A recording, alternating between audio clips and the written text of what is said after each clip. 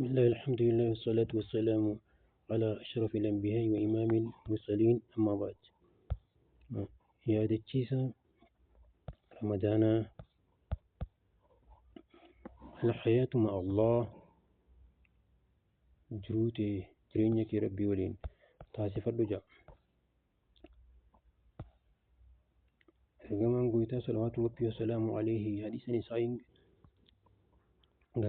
قيستي لقمت جين رمضان سنت رفه جين يكون جين بركات جاء ربي سبحانه وتعالى أنا دركم إسن الرجل سومنو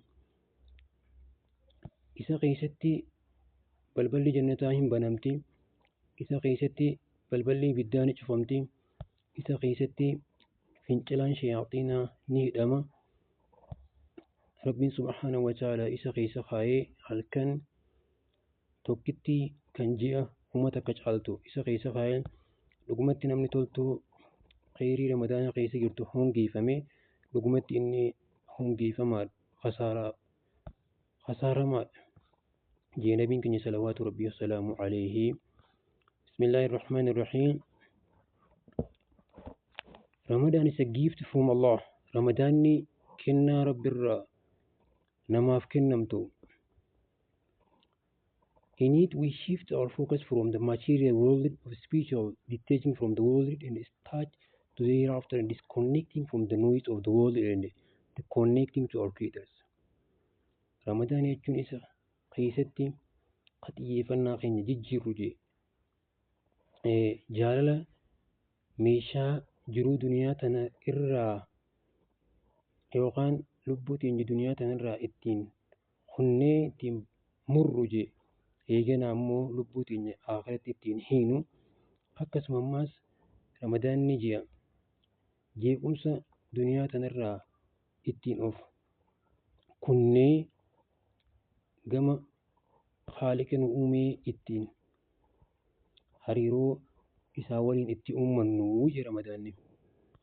In the world ever increasing the pain of the confusion لكم الدنيا تناقيستي لا في جي أمسي غرغراس دبلات مدي مجي رمضان فدر بيتين is our lifeline جرينا خيناف لا في دوغداتي مالك جنان the patience or the fasting of sin سومون أرغن the tranquility of the night prayer تسجبين تماهنان نتي صلاة الكنيتين أرغن provocations or repentance كل ما يوخان كل له توبة جمسا ديبون أرجن لقمتي تولين دعاء أرجن أكس مماس جمتو ذكري أنا أرجن رمضاني لقمتي جاء قرآناتي لقمتي خايون جاء غنا قدون أكا أمة قرآن تانوفي لقمتي نموني إسا قيس قرآن إسا قيس بروتان إسا قيس انطالا قرآن انجراتا رمضان is a month of the Qurans, the month in which we aim to become the people of the Qurans, people who recite, learn, reflecting, live on the Qurans. Ramadan is a perfect opportunity to cleanse our hearts from the greedy, envy, proud, hatred, the love of the world. لقمة رمضان يرون ترى سريتي يروتين قلبي تنيا في أني تنيا تين كل ليسن مال الرا قود دابورا وغان هنافارا استيرا بونرا جبارا جال الدنيا تنرا يروتي أني تنيا تين كل ليسنو يرون سا يرو رمضاناتو جرّا كسينا ما أفكرنا أجي لقمت إني يرو غاري دجي يروتين caaltuu taate ka garbichi dhugumaan garbicha Allah ittiin keessa ta'u Ramadaana jedhu those who bring the most benefit to others dhugumatti yeroo akkaan ilma namaa ittiin bu'aa hedduu ilma namaatiif bu'aa itti buusan dhugumatti Ramadaanni yeroo ittiin haadha abbaa ofii ittiin tajaajilan haadha warra ofii ittiin tajaajilan ilmaan ofii ittiin tajaajilan maatii ofii ittiin tajaajilan akkasuma ummata aalamaa hundumaa arjummaa fi gaaroominaan ittiin tajaajilanii Ramadan is ultimate iman booster. Dhugumatti Ramadaanni waan imaana namaa dabalu keessaa irra olaanaadha. Irra guddaadha jedhe. It is intensive 30-day training program. Dhugumatti inni leenjii isaa guyyaa 30 cimaadha jenne. A boot camp in which we can gain a new habit. Inni immoo kaampii yookaan dirree leenjii tan namni ittiin argatu amala yookaan aadaa haaraa ittiin argatu jedhe.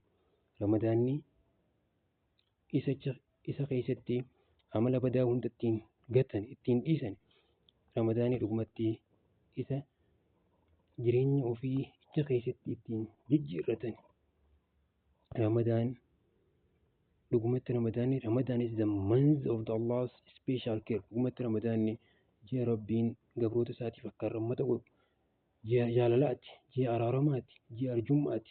Ramadaanni dhugumatti ni ta'e kan Rabbiin garboota isaa carraaqqii isaaniitiin alatti ittiin milkeessu. Dhugumatti Ramadaanni ji'a isa keessa halkan tokkittiin baatii 30 halkan tokkittiin isa keessa ji'a 1000 akka caaltuutu jira jedhe. Kanaaf haa salaannu, zikrii haa goonu guyyaa guyyaan hanga danda'ametti. Ramadaan mubaarak.